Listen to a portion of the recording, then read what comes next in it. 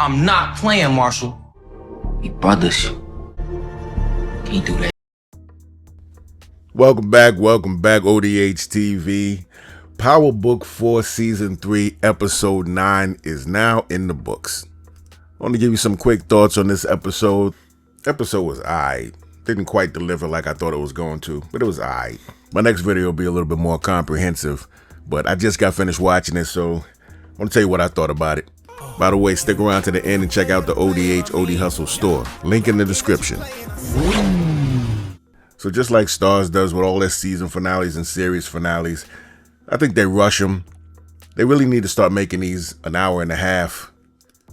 I believe there's certain things we needed to see, like to actually see when Dmac found out about his father.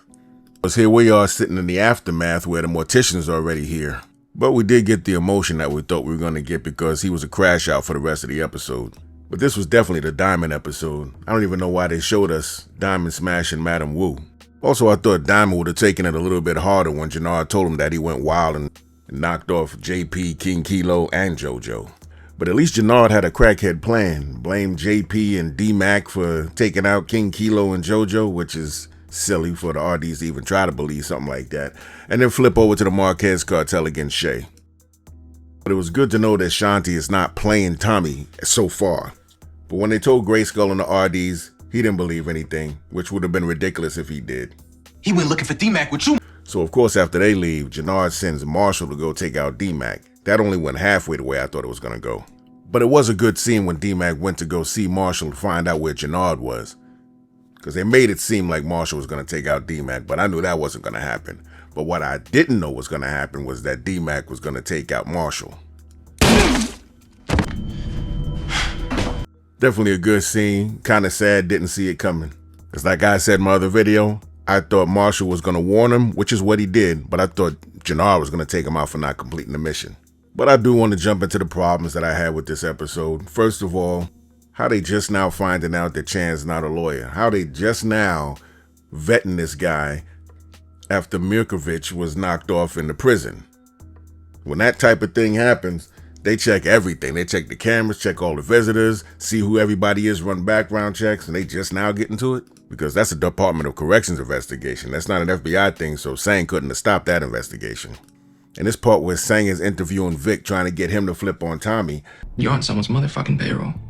Vic easily figures out that Sang is on somebody's payroll, and that they have absolutely nothing to hold him on. So what's all this about a written statement? For what?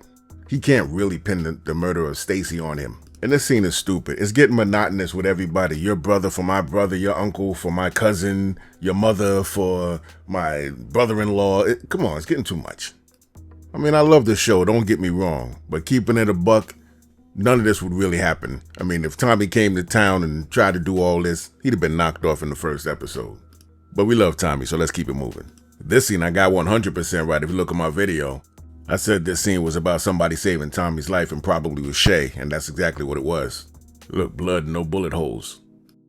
And then we have this scene where Shay is mad at Miguel and Tommy for disobeying no orders and going up against the Marquez cartel. Tommy talks his way out of it again.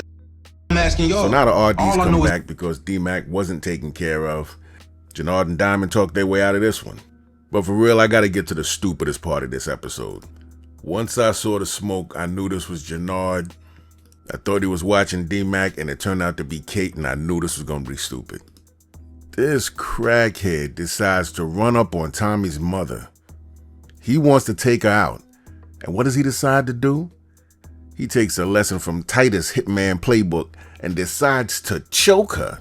And when he finally does pull out his joint, he runs away because she screams. These dudes spray everything in broad day public. Come on, man, stop it. These two jump on a private jet. Now, I did say that these guys were going to get away, but it looks like in the trailer, Vic comes back for what? So Shanti pays Shay off all the money that Tommy owes him. And Shay says he'll continue working with Shanti, even though he don't know who she is. What cartel boss just works with new faces off the rip? But however, that is what I said was going to happen, that she was going to work with him and probably control her little part of Chicago. Let's see how true that stays. This was just another love family scene that we know definitely in the Power universe goes wrong. So we'll see what's going to happen here. Because later we did see Mireya getting a one-way ticket to Mexico.